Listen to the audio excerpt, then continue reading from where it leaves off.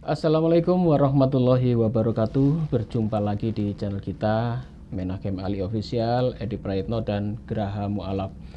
Dan pada malam hari ini kita live-nya mundur satu hari karena kemarin Ustadz Ali ada undangan di mana Ustadz ya?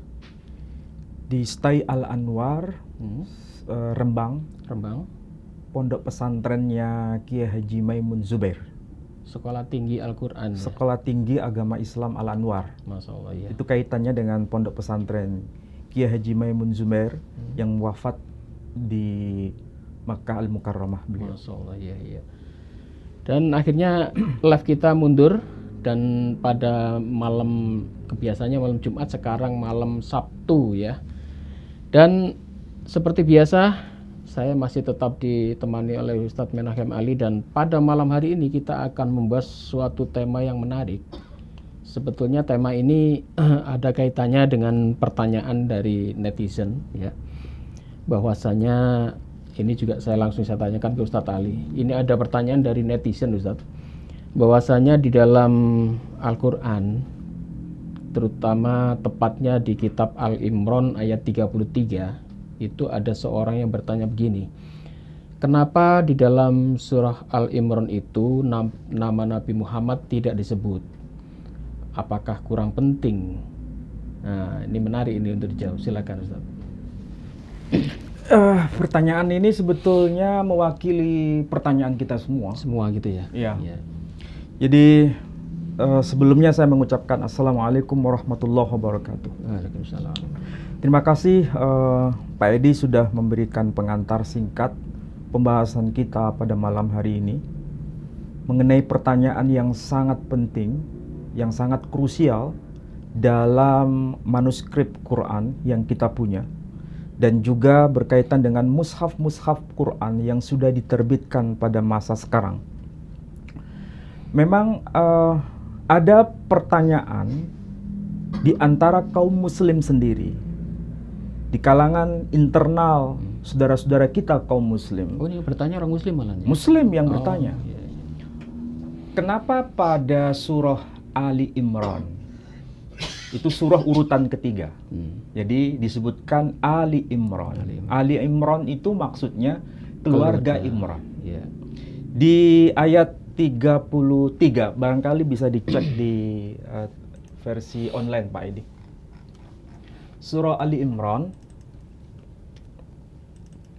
surah ketiga ya. Ayat 33.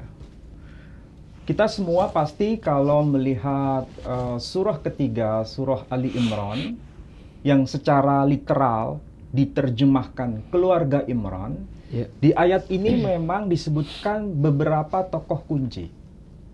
Dan tokoh kunci ini satu dengan yang lain ada hubungan. Dalam arti hubungan secara darah di sini ya. Kalau diterjemahkan ayat ini, Bismillahirrahmanirrahim, Innallaha astafa Adama wa Nuhan wa ala Ibrahim wa ala Imran 'alal alamin. Arti harfiahnya, sesungguhnya Allah. Innallah, sesungguhnya Allah. Maksudnya Allah telah memilih. Innallaha astafa, sesungguhnya Allah telah memilih Adam, yakni Adam, wa Nuhan, dan juga Nuh, wa ala Ibrahim, dan juga Ibrahim, keluarga Ibrahim, bukan sekedar Ibrahim, tapi keluarga Ibrahim. Makanya redaksi ayatnya berbunyi wa ala Ibrahim, wa ala Imran 'alal alamin, dan juga keluarga Imran. Bukan sekedar nama tokoh Imran, tapi keluarga Imran disebutkan di redaksi ayat ini. 'Alal alamin, mereka memiliki kelebihan pada masing-masing eranya. Ini pertanyaannya, nama Adam disebut, nama Nuh disebut, keluarga Ibrahim disebut, keluarga Imran disebut. Kenapa nama Muhammad, bahkan keluarga Muhammad, tidak disebut di ayat ini? Atau disebut juga di ayat Al-Quran yang lain? Apakah memang tidak disebutkan secara harfiah di dalam Al-Quran? Dan mereka berdalih dengan menggunakan tradisi yang sudah biasa kita lakukan, yakni di dalam sholat kita selalu mengucapkan ketika Tahiyat. sebelum mengakhiri salam Salat. kanan, salam ke kiri, selalu membaca Allahumma sholli ala Muhammad wa ali Muhammad kama shallaita ala Ibrahim wa ali Ibrahim. Ya. Pada versi yang lain boleh juga menetapkan dengan tambahan sayyidin. Allahumma sholli ala sayyidina Muhammad wa ala ali sayyidina Muhammad kama shallaita ala sayyidina Ibrahim wa ala ali sayyidina Ibrahim ila akhirih. Ya. Berdasarkan bukti ini berarti penyebutan nama keluarga Ibrahim seharusnya juga Keluarga Muhammad. disebutkan juga nama keluarga Muhammad. Tapi kenapa di dalam Al-Quran tidak ada? Apakah betul Nah, dalam itu Al-Quran tidak ada? pertanyaannya itu. Ini pertanyaannya. Ya. Dan apa makna dari al di sini? Karena ungkapan al, alif dan lam itu hampir di semua ayat-ayat Quran itu diterjemahkan dengan istilah keluarga. Jadi alif, lam ini berdiri sendiri Pak Edi. Alif, lam itu secara makna literal, makna harfiah itu keluarga. Kita tidak membahas detailnya ya. Kita hanya membahas makna global dari istilah al. Baik itu disandarkan kepada Fir'aun, ada. Disandarkan kepada Imran, ada. Disandarkan kepada Ibrahim, Ada. juga ada. Dan lain-lain sebagainya. Tapi di sini kenapa ala Muhammad tidak disebut atau ali Muhammad juga nggak disebut? Bahkan Nabi sendiri sebagai nama yang diunggulkan di antara para nabi yang lain malah tidak disebut. Kira-kira jawaban kita apa? Benarkah di dalam Al-Quran keluarga Muhammad tidak disebut? Jawaban saya ada Pak Edi disebut. Ada ayatnya. Ada disebut. Di mana? Di mana? Di surah As-Saffat, surah ke-37. As-Saffat. As-Saffat, 37. surah ke-37. Ayat Ayat yang ke 130. 130. Nah, di sini surah As-Saffat, surah ke-37, ayat 130. Disebutkan ayatnya, salamun ala Ilyasin. Kalau kita lihat terjemahan versi online ini, kita menemukan makna kesejahteraan dilimpahkan atas Ilyas. Ya.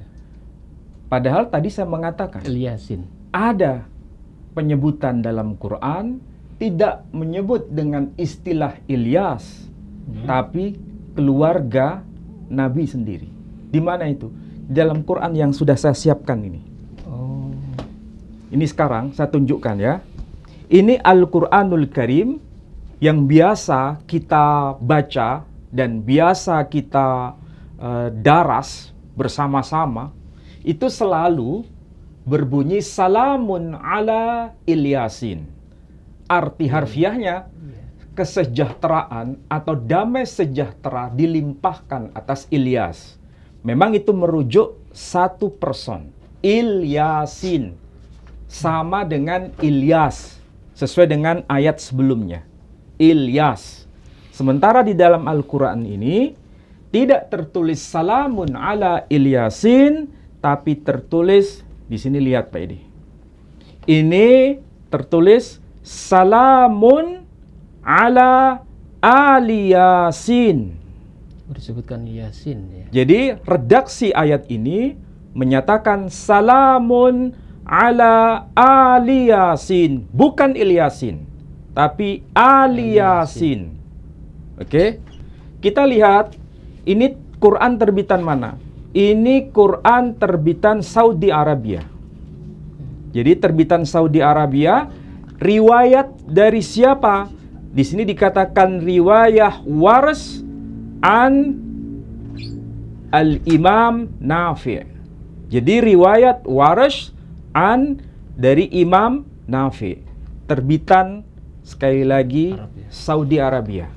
Ini contoh Quran yang berbunyi bukan salamun ala Ilyasin, tapi salamun ala Ali Yasin. Ini bukti pertama. Oke? Mungkin Pak Edi baru pertama kali melihat Quran kayak begini. Beda ini. Saya ambil contoh yang kedua. Ini Quran bukan terbitan Saudi Arabia, tapi ini Quran terbitan Maroko. Ya, di sini disebutkan dan ini ada lambangnya, bendera Maroko. Di sini tulisannya memang tidak persis sama bentuk hurufnya sebagaimana yang biasa kita baca, ya. Bentuknya seperti ini. Huruf fa titiknya di bawah satu. Huruf qaf titiknya di atas satu. Makanya di sini dikatakan wakafa billah. Wakafa, fa-nya titiknya satu di bawah. Oke, ini karakter Quran terbitan dari Maroko. Apa yang tertulis di sini? Di surah As-Saffat, di sini dikatakan salamun ala Ali Yasin. Ali Yasin ya. Bukan disebut Ilyasin, tapi salamun ala Ali Yasin. Ini bukti kedua. Tidak bisa dibantah.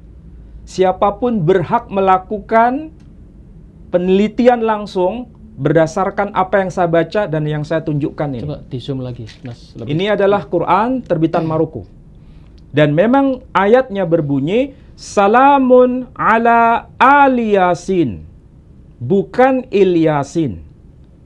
Saya belum terjemahkan apa itu makna Ali Yasin. Oke? Tapi ini sudah menghadirkan dua bukti Quran terbitan Maroko.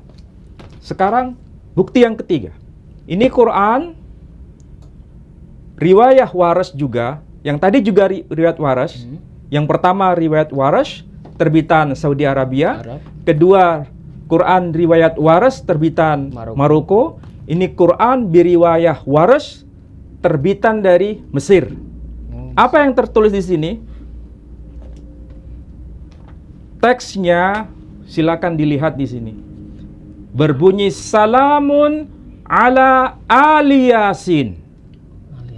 Semua riwayat Imam Warash an Nafi', baik itu terbitan Saudi Arabia ataupun terbitan Maroko ataupun terbitan Mesir, semua berbunyi salamun ala Ali Yasin. Oke, sudah berapa bukti yang saya hadirkan? Tiga bukti. Ini riwayat Warash.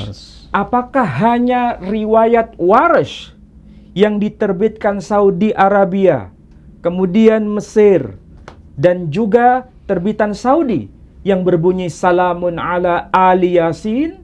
Saya jawab tidak. Ada riwayat yang lain yang juga menyebut dengan sebutan salamun ala Ali Yasin. Riwayat siapa?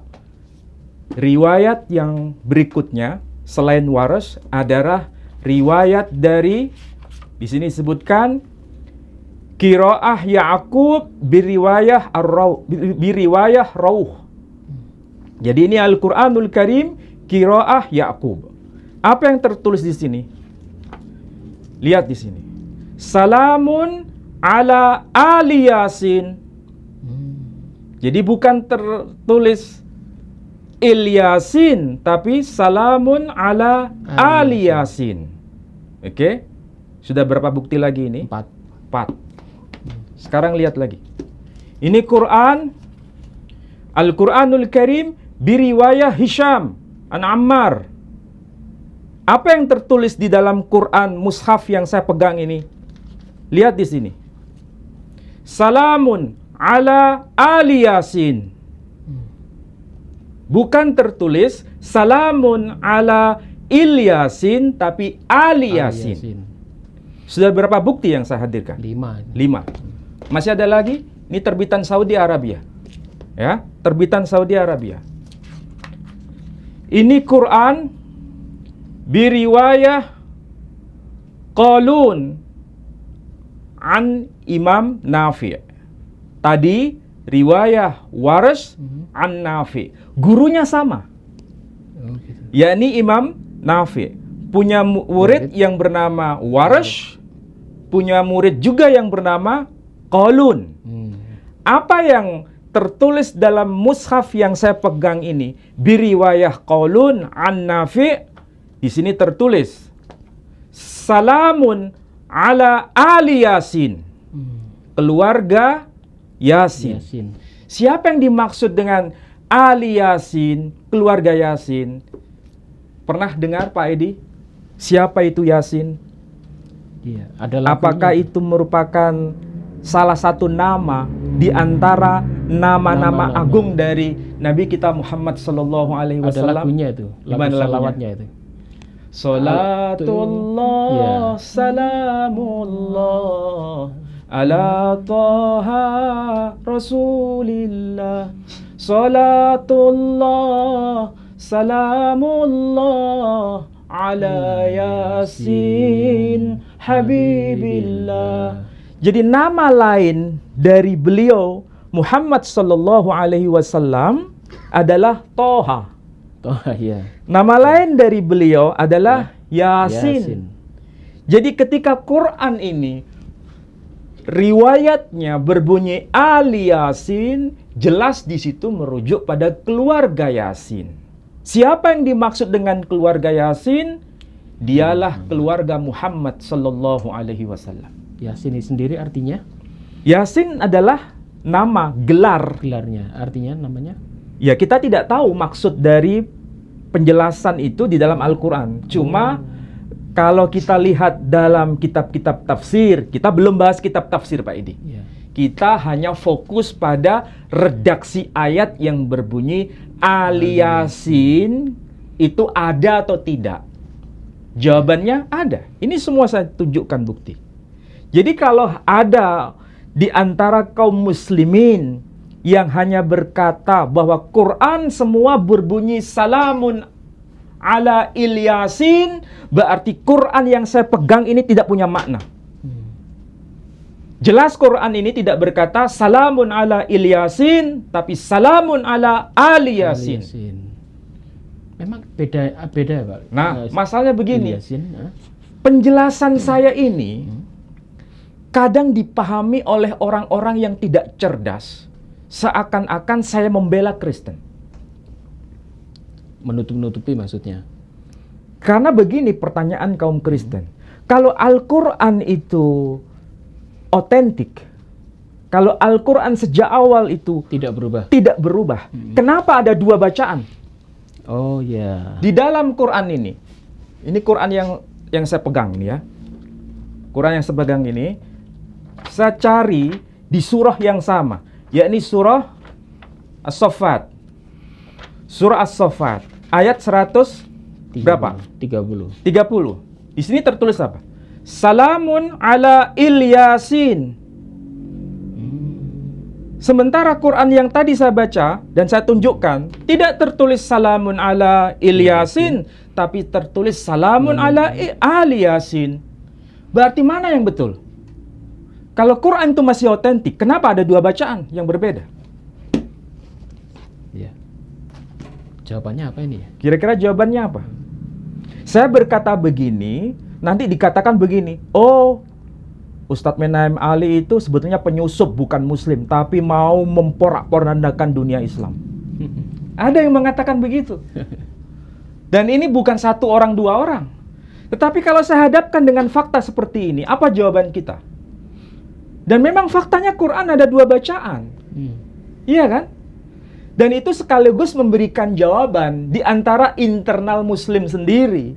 Kalau memang keluarga Muhammad sallallahu alaihi wasallam itu penting, kenapa tidak dicantumkan di dalam Al-Quran? Di bunyi ayat tadi misalnya. Ali Ibrahim ada. Al-Imran ada. Ali Imran ada. Apa arti Ali Imran? Keluarga Imran. Apa arti Ala Ibrahim? Keluarga Ibrahim. Apa arti Ala Imran? Keluarga Imran. Kenapa keluarga Muhammad tidak disebut? Maka jawaban saya, Quran yang saya bawa ini menunjukkan ada tokoh dan keluarga dari sang tokoh yang dicantumkan di surah As-Saffat ini. Dan memang tertulis Ali Yasin, artinya keluarga Yasin. Secara harfiah, al itu keluarga. Kita tahu ya, ortografi, tahu Pak Edi arti makna dari ortografi? Ortografi itu bentuk tulisan. Ya. Kalau ada dua huruf, alif dan lam, seperti yang tertulis pada ini, itu hampir bisa dipastikan. Itu kebanyakan dilafalkan al. Al itu artinya apa? Keluarga. Dan memang begitu. Tapi di sini ada ortografi yang bunyinya tertulis Il Yasin. Tapi begini penjelasan para ulama. Dua-duanya itu bukan saling menafikan. Tapi saling menguatkan. Maksudnya saling menguatkan itu apa? Ada makna rangkap. Makna rangkap dari ayat tersebut. Kalau misalnya kita pahami itu lebih jernih dengan bacaan yang lengkap. Bacaan kita harus betul-betul terbuka. Dari semua dokumen itu kita buka. Dari kitab-kitab tafsir generasi salaf hingga generasi khalaf, generasi terdahulu sampai generasi yang kemudian. Itu menjelaskan ayat ini dengan dua pemahaman. Bisa merujuk kepada Ilyas, tapi juga bisa merujuk kepada keluarga Nabi Yasin. Maksudnya keluarga Muhammad sallallahu alaihi wasallam. Tapi bagaimana kita bisa memahami? Ini yang belum pernah dijelaskan para ulama. Nah, saya ingin coba untuk menjelaskan. Apakah bisa dirunut secara historis dan itu berdasarkan dokumen Islam dengan dokumen di luar Islam?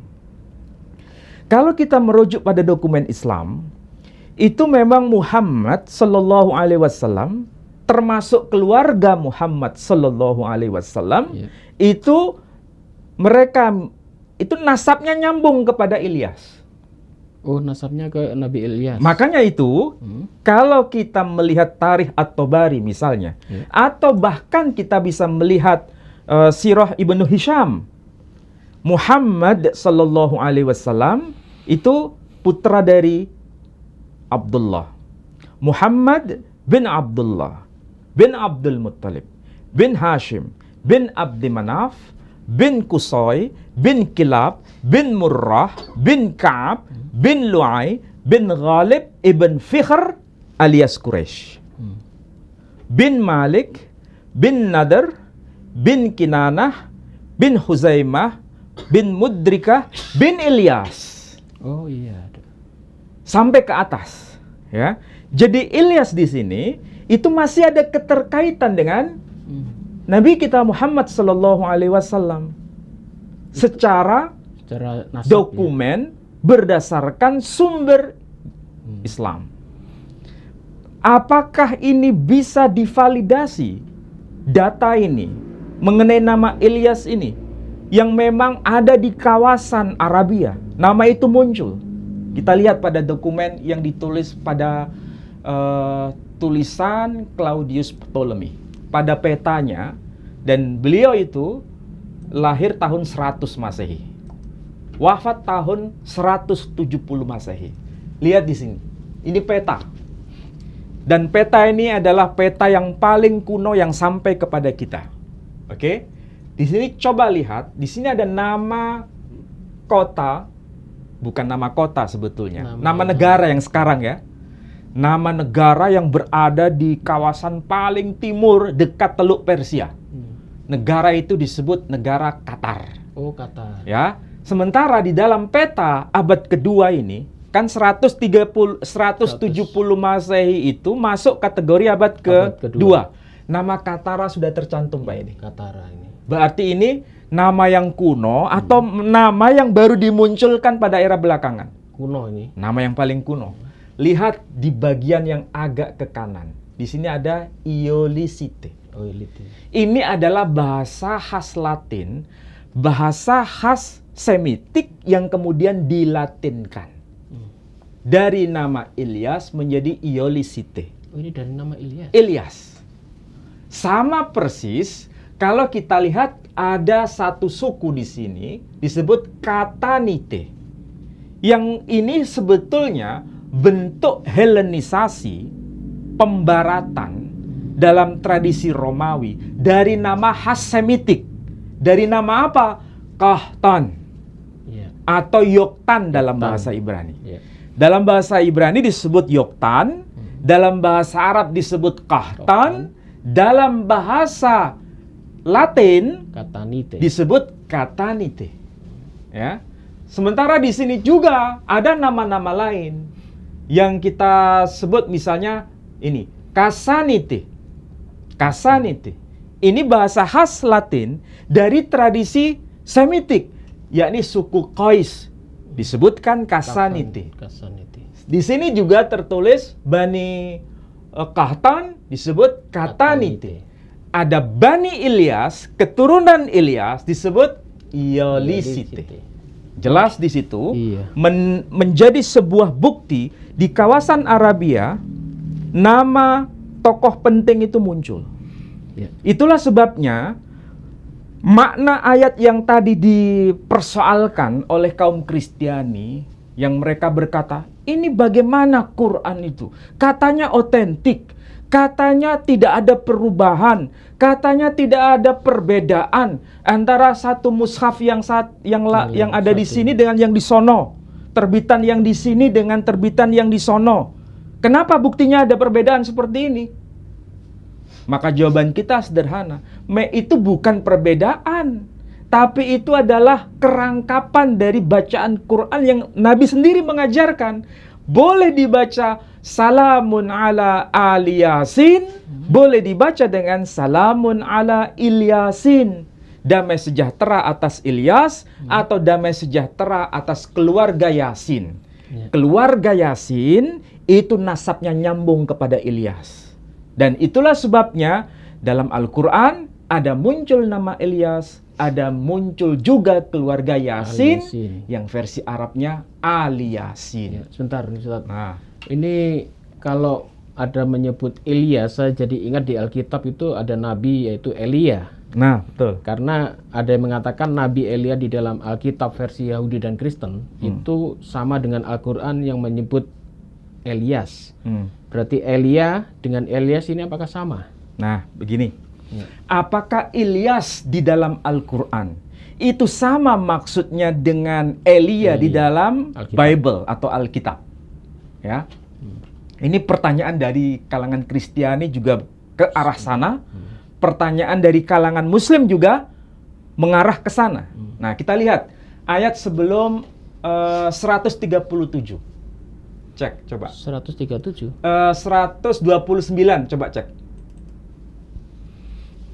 Atau di sini dikatakan watarakna alaihi fil akharin, dan kami abadikan untuk Ilyas pujian yang baik di kalangan orang-orang yang datang kemudian. Oke, ayat sebelumnya, ayat 128.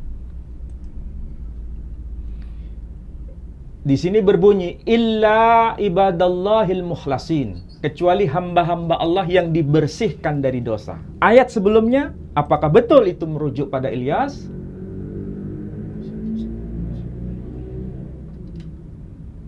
Seratus 125. Ah, di sini 125. Coba perhatikan. Atad'una ba'lan wa tadaruna ahsanal khaliqin. Wa tadaruna ahsanal khaliqin. Perhatikan, itu ada kata-kata ba'lan. Ini disebutkan nama dewa, yakni dewa Baal. Patutkah kamu menyembah Baal dan kamu tinggalkan sebaik-baik pencipta? Ini adalah ucapan Ilyas. Ucapan Nabi Ilyas kepada kaumnya, ya, kaumnya yang mereka sendiri, kaum ini menyembah dewa Baal, bukan menyembah Tuhan yang benar. Dan dewa Baal ini adalah dewa, salah satu nama dewa dari orang Fenisia. Apakah Al-Quran yang menyebut Ba'lan, tokohnya bernama Ilyas, itu terkait juga dengan tokoh Elia yang termaktub dalam Bible? Jawabannya iya. Kita lihat dari mana? Dari Alkitab sendiri. Ya. Nah, coba kita baca. Di dalam Alkitab, yakni di 1 Raja-Raja. 1 Raja-Raja. 1 Raja-Raja. Ayat, coba lihat ayat 37 Pak Edi. Pasalnya, Pasal 18. ayatnya 37 sampai 40 coba. 1 Raja-Raja pasal 18 ayat 37. Jawablah aku ya Tuhan, jawablah aku, supaya bangsa ini mengetahui bahwa Engkaulah Allah yang Tuhan. Ya Tuhan. Engkaulah yang membuat hati mereka tobat kembali. Lalu turunlah api Tuhan menyambar habis korban bakaran, kayu api, batu dan tanah itu. Bahkan air yang dalam parit itu habis dijilatnya. Ketika seluruh rakyat melihat kejadian itu, sujudlah mereka serta berkata, Tuhan dialah Allah atau Allah, Tuhan dialah Allah. Kata Elia kepada mereka, tangkaplah nabi-nabi Baal itu. Seorang pun dari mereka tidak boleh luput setelah ditangkap. Elia membawa mereka ke sungai Kison dan menyembelih mereka di sana. Oke. Jadi, apa yang diceritakan di dalam Al-Qur'an, surah As-Saffat menyebut nama tokoh Ilyas, kemudian di situ ada penyebutan dewa Baal, berarti ada nggak kesejajaran informasi di dalam Bible atau Alkitab ini? Iya, Ternyata iya, ada kesejajaran dan menyebut nama Elia dalam terjemahan ini. Saya ulangi lagi ya. Di ayat 38, ini versi Alkitab TB2 Pak Idi. Yang terbaru ya. Versi terbaru. Iya. Alkitab terjemahan baru jilid 2 ya. Di sini dikatakan di dalam 1 Raja-Raja pasal 18 ayat 38, lalu turunlah api Tuhan melahap kurban bakaran, kayu, batu dan tanah itu. Bahkan air dalam parit itu habis dijilatnya. Mereka melihat kejadian itu, seluruh rakyat sujud serta berkata, Tuhan, dialah Allah. Tuhan, dialah Allah. Kata Elia kepada mereka, tangkaplah nabi-nabi Baal itu. Maksudnya nabi-nabi palsu yang menyembah Baal itu. Jadi di sini disebut nabi-nabi Baal. Jangan biarkan seorang pun dari mereka luput. Setelah ditangkap, Elia membawa mereka ke sungai Kison dan menyembelih mereka di sana. Pertanyaannya di sini, Nabi Elia punya semacam kekuatan adik kodrati untuk bisa menurunkan api dari langit. Bukan menurunkan rantai emas dari langit. Nggak pakai rantai ya? Bukan. Api saja ya? Tapi api dari langit turun. Dan itu melahap semua kurban bakaran, kayu, batu, dan tanah itu. Jadi Nabi Elia tidak menurunkan apa? Rantai api. Rantai emas dari langit. Rantai emas. Tapi saja. Api dari langit. Rantai emas. Dan sekaligus Nabi Elia naik kereta yang terbuat dari api menuju surga, bukan naik kereta api ke surga. Oke? Iya. Paham kalau begitu? Informasi ini menegaskan bahwa Elia yang dimaksud di dalam Bible Alkitab itu sama dengan Ilyas yang termaktub di dalam Al-Quran tadi.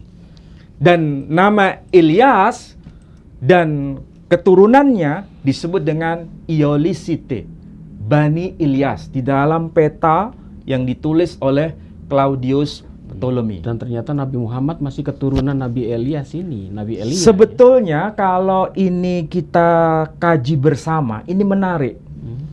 Kalau kita lihat setting sama dengan background. Ilyas yang dimaksud di dalam Al-Quran tidak diceritakan secara detail. Ya. Dari bangsa mana, dari kawasan mana, letak geografisnya juga tidak disebut. Quran itu gelap gulita secara detail. Saya harus akui, memang dalam Quran tidak diceritakan detail, hanya clue saja. Tetapi bukan berarti apa yang disampaikan Quran itu miskin data. Bukan. Kebiasaan redaksional Quran, apa yang diceritakan secara detail itu merupakan bentuk koreksi dari teks sebelumnya. Tetapi bila Quran mengisahkan sesuatu itu sambil lalu atau hanya secara global, berarti kisah secara detail pada teks-teks sebelumnya itu tidak perlu diulang. Kalau misalnya diulang, itu menunjukkan pengulangan yang terus-menerus dan itu bukan karakter Quran. Berarti Pak Edi bisa tahu jawabannya. Kenapa Al-Quran itu tidak detail? Tidak detail informasinya. Seperti di Alkitab. Pada satu bagian, tapi di bagian lain mengisahkan itu detail sekali. Jawaban saya tadi merupakan sebuah kesimpulan sederhana. Jadi kalau tidak diceritakan secara detail, tetapi di situ ada clue, yakni penyebutan dewa Baal, kemudian disebutkan nama Ilyas.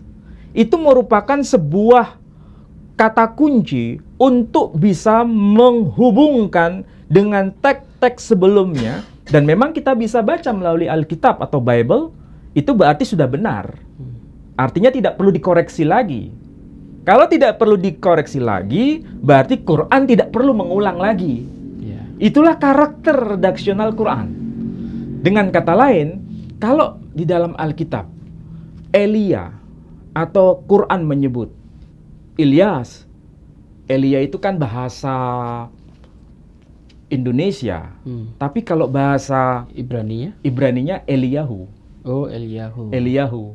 Kalau bahasa Yunaninya tidak disebut Elia, tidak disebut Eliyahu, tidak disebut Ilyas, tapi disebut Elias. Elias. Nah, coba Pak Edi lihat di Injil Matius. Injil Matius pasal 17, Pak Edi. Ayat. Injil Matius pasal 17. Ayat. Coba lihat Pak Edi ayat yang ketiga. Injil Matius pasal 17 ayat ketiga. Maka nampak kepada mereka Musa dan Elia sedang berbicara dengan dia. Nah, coba ulangi lagi Pak Edi. 17 Ayat 3. 3. Maka nampak kepada mereka Musa dan Elia sedang berbicara dengan dia. Siapa yang dimaksud dia di sini?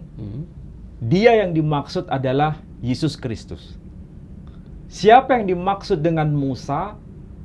Musa yang dimaksud adalah Moshe dalam bahasa Ibrani. Siapa yang dimaksud Elia di sini? Dia adalah Ilyas dalam Quran. Dan dalam versi bahasa Yunani, kita lihat misalnya teks Septuaginta, itu abad ke-5 sebelum Masehi, menyebutkan Elias. Di dalam kitab Perjanjian Baru, pasal 17 ayat yang keempat, ayat yang ketiga, bisa di-shoot ya di sini. Di sini tertulis, Kai ido wete autois Moses kai Elias. Maksudnya maka nampaklah Musa, Moses, kai Elias dan juga Elias. Jadi kalau bahasa Yunani Elias, Arabnya itu menjadi Ilyas. Dalam bahasa Latin menjadi Iolisite. Kemudian di sini dikatakan Elias sulalauntes met auto, menampakkan diri bersama dia. Kalau begitu, Elias, Ilyas, Eliyahu, Elia itu tokohnya sama. Namun begini Pak Edi, backgroundnya tadi itu kan Bani Israel. Sedangkan Nabi kita Bani Ismail. Arab. Kok bisa nyambung? Iya, kok kata keturunan Saya tidak tahu jawabannya. Keturunan dari Israel. Saya tidak tahu jawabannya.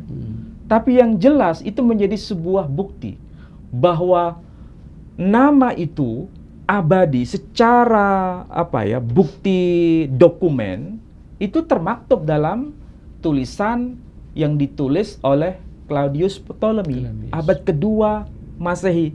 Quran itu baru abad keberapa? Ya. Ketujuh ya. Dan apakah nama itu memang baru tertulis dalam mushaf Quran cetakan pada abad sekarang? Ternyata tidak, Pak Edi. Itu sudah tercantum pada mushaf Quran yang ditulis pada abad ke-7 Masehi. Mana buktinya? Ini saya bawa. Ini saya bawakan. Ini Quran. Ini dokumen abad ke-7 Masehi yang disebut Mushaf San'a, Mushaf As-Syarif Al-Mansub ila Ali bin Abi Thalib, Nuskhah San'a. Ini yang ditemukan manuskripnya di kawasan San'a. Di mana itu? Di kawasan Yaman. Dan ini bukan manuskrip aslinya, tapi ini repro. Tahu repro? Karena yang asli kan saya tidak mungkin punya, Pak Edi. Salinannya ya. Tapi sudah difoto dan diterbitkan ulang. Bentuknya seperti ini, Pak Edi. Nah, ini teks aslinya kayak begini. Halaman per halaman dicetak ulang. Foto. Kemudian dibandingkan dengan versi tulisan yang baru. Oh gitu. Ya. Termasuk ayat yang sedang kita bicarakan tadi, surah Ali Imran, ayat yang keberapa? Ayat yang ke-33. Nah. Surah Ali Imran, ayat yang ke-33. Apakah betul bunyi ayatnya seperti itu? Hanya disebutkan wa ala Ibrahim, wa ala Imran, tanpa disebutkan wa ala Muhammad atau wa ala Yasin. Memang tidak ada disebutkan di situ. Di surah ini, versi yang terbitan sekarang, maupun yang tulisan pada abad ke-7 juga tidak disebutkan. Di sini ada dikatakan, sama di sini. Ini ada baris ya, ke-15. Nah, di sini. Innallaha astafa Adama wa Nuhan wa ala Ibrahim wa ala Imran alal alamin. Alal alamin di sini unik. Ala itu pakai huruf ain kemudian lam alif. Sementara yang kita lihat itu pakai begini kan? Ain, lam, ini sebetulnya alif bengkong kalau bahasa kita, ya. Ini seperti huruf ya, tapi tidak ada titik. Iya, tidak ada titik. Tapi ini bisa diganti dengan huruf alif. Karakter ini muncul dalam versi Quran yang ditulis di kawasan Yaman, yang kemudian dikenal dengan Mushaf San'a. Tidak pakai huruf ya yang tanpa titik tadi, tapi pakai huruf alif. Alal alamin di sini disebutkan pakai ala, pakai alif. Dan ketika itu dibuatkan dalam bentuk huruf yang baru, tetap ditulis ala kayak begini. Ya kan? Ibrahim wa ala Imran ala alal alamin, bukan pakai iya tanpa titik. Pakai alif ya? Tapi pakai alif lam alif. Lam alif, bukan pakai lam dan ya tanpa titik. Dan yang melengkung ini ya? Iya, melengkung. Iya. Ini enggak, pakai alif. Tegak. Bu, ini kalau disebutkan namanya alif bengkong. Iya, alif bengkong. Kalau ini alif tegak. Iya. Tapi sama-sama alif. Dan maknanya sama. Atas. Oke, alal alamin, atas semua umat. Jadi di sini tertulis begitu. Memang tidak disebutkan ala Muhammad atau ala Yasin atau keluarga Nabi, nggak disebut. Hanya di surah As-Saffat disebutkan itu. Coba lihat surah As-Saffat tadi ayat berapa? 130. Di surah ini juga sama. Disebutkan salamun ala Ilyasin. Coba ya. Nah ini. Bentar. 103.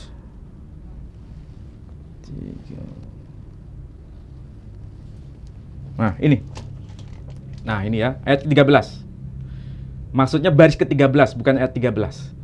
Salamun ala. Nah, ini pakai alif dan lam.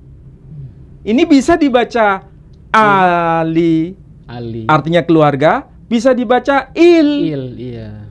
Jadi tidak ada fathah, tidak ada kasrah, tidak ada dhamma. Oh, iya. Iya kan? Ini yang disebut Quran gondol. Tidak ada fathah, Tidak ada kasrah, dhamma. dhamma. Ini abad ke-7.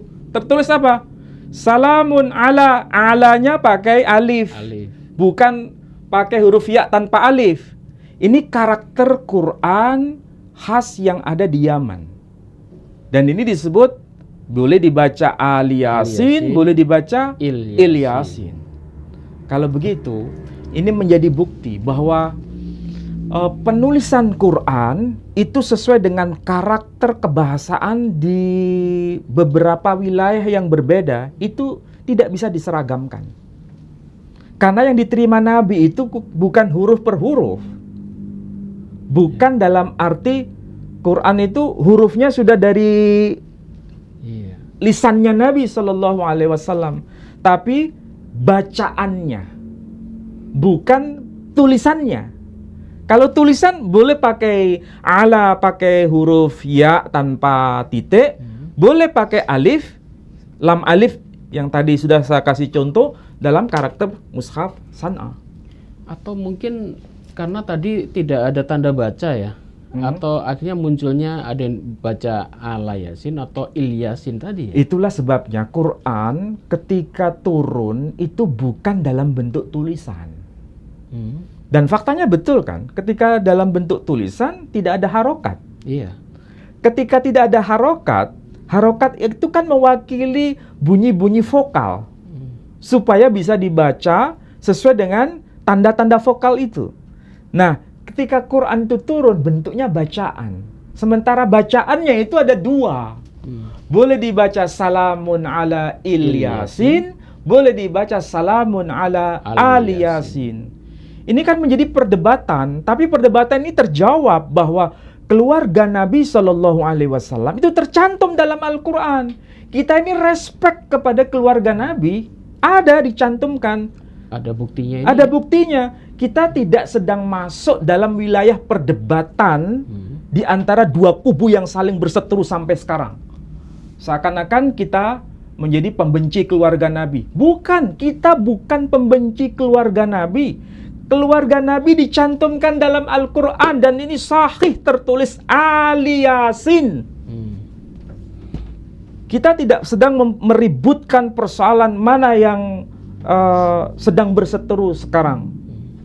Tapi anehnya menyandarkan pada ayat ini yang sebetulnya tidak ada kaitan dengan perseteruan itu, baik dari kalangan Bani Wali Songo maupun Ba'alawi, tidak ada kaitan ke sini. Kita sedang tidak bicara itu. Ini bicara keluarga Nabi yang tertulis Al-Yasin atau Il-Yasin. Atau Il-Yasin.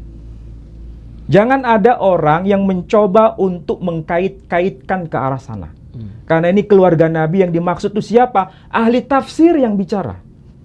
Tapi kalau kita lihat karakter tulisan Quran, Al, Alif, Lam, itu secara literal bermakna keluarga. Ya. Berarti kita ini pembenci keturunan Nabi enggak? Ya enggak lah. Ya tidak, ada dicantumkan dalam Al-Quran. Tapi siapa yang berhak untuk mengklaim itu?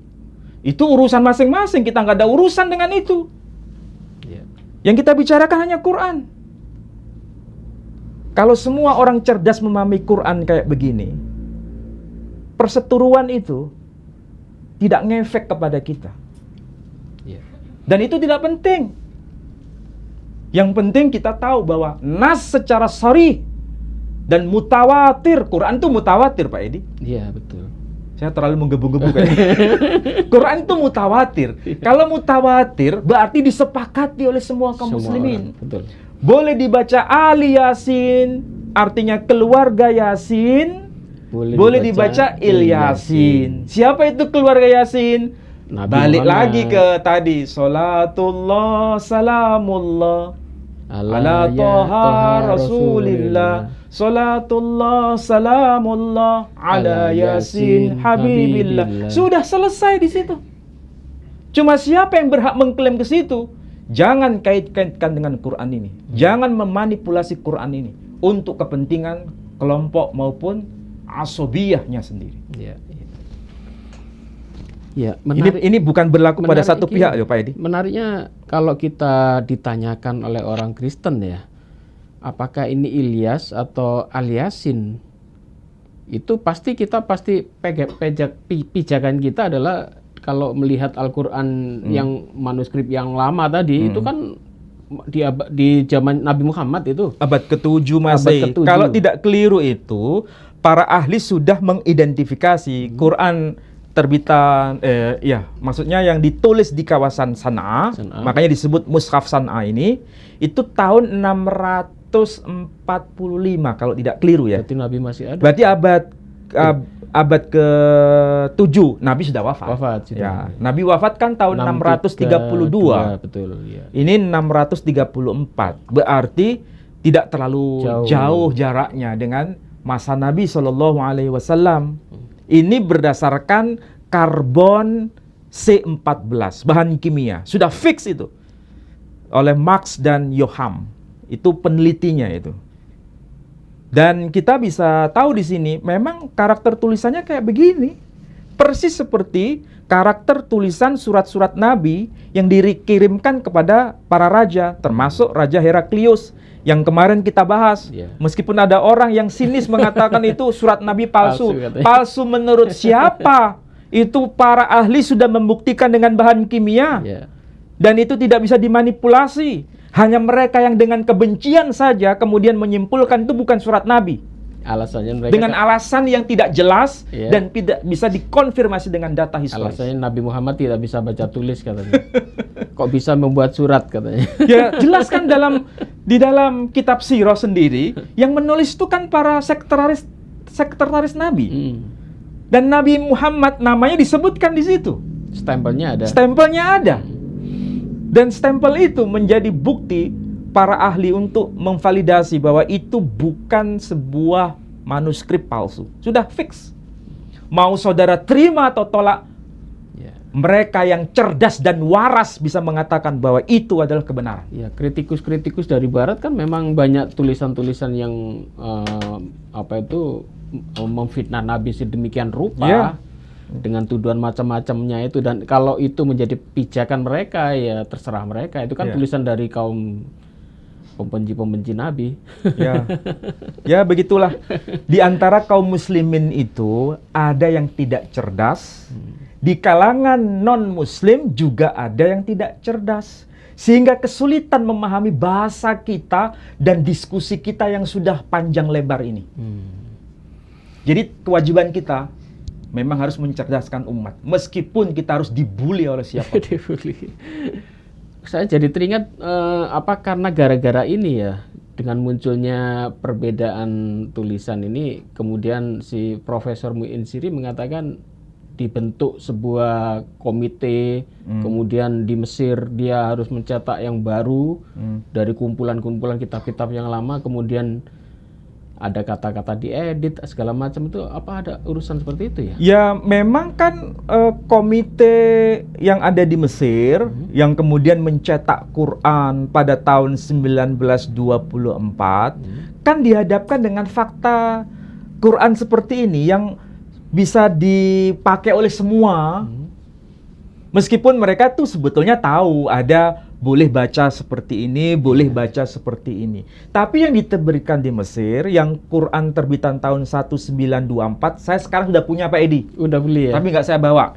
Nanti suatu saat saya bawa. Itu terbitan tahun 1924. Yang di Mesir masih itu? Ada stempel asli dari raja yang berkuasa pada masa yang itu. Di Mesir itu ya? Yang di Mesir. Memang itu bacaannya tertulis, ada fathah kasrodoma, salamun ala Ilyasin. Ditulis Ilyasin. Ditulis Ilyasin. Berarti udah diganti Ilyasin ini. Bukan diganti karena yang mengikuti riwayat Hafiz. Tapi kalau mengikuti riwayat Waras, Al-Yasin. Al-Yasin. Makanya di sini yang Waras mau terbitan Saudi, mau terbitan Mesir, mau terbitan Maroko, semua bacaannya Al-Yasin. Tergantung mau yang diterbitkan yang mana. Yang versi Hafiz ya harus Ilyasin. Tapi kita harus tahu yang muslim ini jangan tutup mata. Seakan-akan yang betul itu hanya Yasin, yang Ali Yasin salah. Berarti mengingkari Al-Quran itu sendiri. Ya jalannya kurang jauh mungkin. Ya karena mereka ini nggak mau belajar. Ya saya sendiri kalau tidak ditunjukkan ini ya Pak, saya pakai ini. Jadi Muslim sendiri, bukan semua ya, sebagian Muslim yang sok pintar itu menyalahkan kita. Kenapa itu dibahas di medsos? Kalau tidak dibahas di medsos, kaum Kristiani, kaum Kristen sudah tahu begini. Sudah tahu mereka? Sudah tahu. Maka kita harus buka semua. Kalau kita buka semua, kita kan tujuannya menyadarkan supaya kita ini semakin cerdas, bukan semakin Iya. Saya sampai Emosi ya? bukan emosi, saya ini menggunakan bahasa seperti itu supaya kita ini sadar diri gitu loh. Iya. Soalnya Pak Ali kadang-kadang kebablasan ngucapin kasar, akhirnya dipotong sama mereka. Ustadz Ali ngomongnya kasar kan. Saking semangatnya ini Ustadz. Baiklah saudara-saudaraku sekalian, ini menarik ya.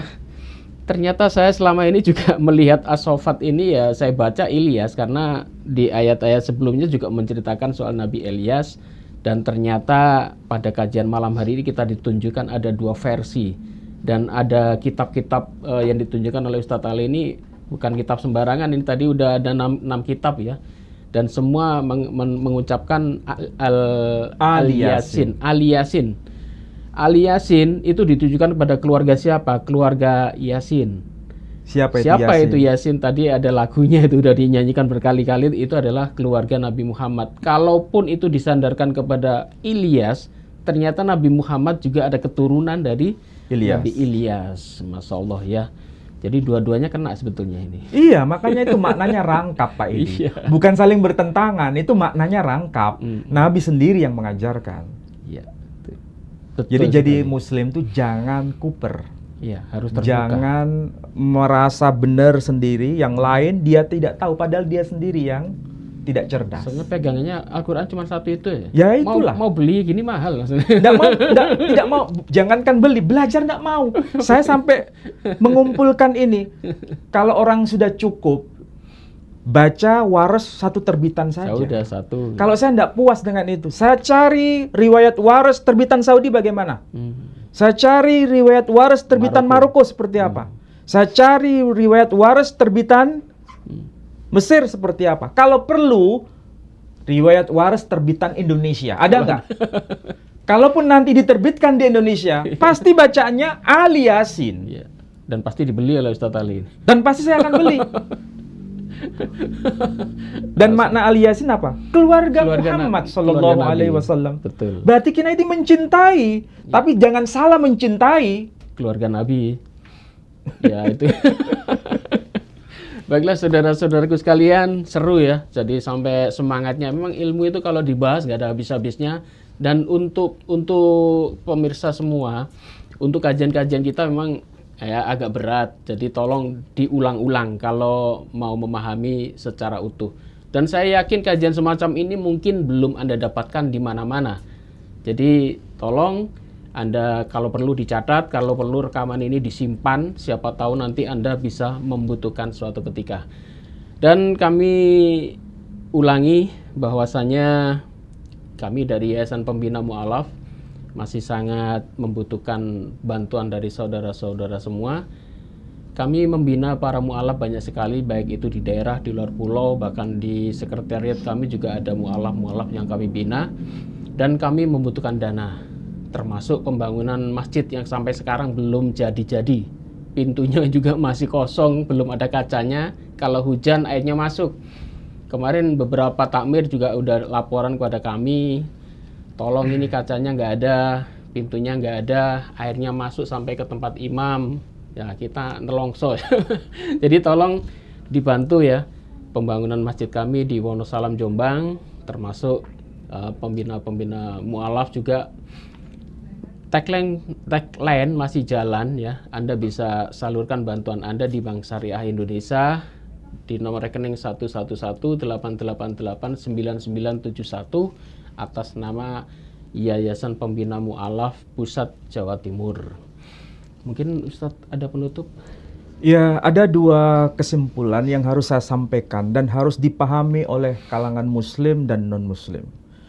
Bahwa yang pertama, nama Ilyas di dalam Al-Quran itu sebetulnya maksudnya sama dengan Elias di dalam Bible versi Septuaginta atau dalam The New Testament in Greek. Jadi bahasa Yunani versi Kitab Perjanjian Baru juga menyebut Elias. Dan itu maksudnya sama dengan Ilyas di dalam Al-Quran. Versi Alkitab bahasa Indonesia menerjemahkan dengan nama Elia. Sedangkan dalam versi Ibrani menyebutnya Eliyahu. Ini tokohnya sama dengan pelafalan bahasa yang beragam. Dan itu seorang nabi yang memiliki karakter unik dalam penjelasan Bible atau Alkitab yang bisa menurunkan api dari langit. Bukan menurunkan rantai emas dari langit. Ya. Yang kedua, bahwa keluarga Nabi Shallallahu Alaihi Wasallam itu dicantumkan di dalam Al-Quran dengan bacaan Al-Yasin. Kalau tertulis Al-Yasin, semua pola redaksi Quran Al itu menunjuk pada keluarga. Jadi bisa dibaca Al-Yasin bermakna keluarga Yasin. Siapa itu Yasin? Beliau adalah Muhammad Sallallahu Alaihi Wasallam. Dan kalau begitu, apakah Quran ada dua versi? Tidak. Itu maksudnya bukan saling bertentangan, tapi saling melengkapi maknanya. Bahwa Nabi kita Muhammad Sallallahu Alaihi Wasallam dan keluarga Nabi Sallallahu Alaihi Wasallam nasabnya nyambung kepada Ilyas, dan itu kita harus cintai mereka, tapi jangan salah mencintai keturunan Nabi.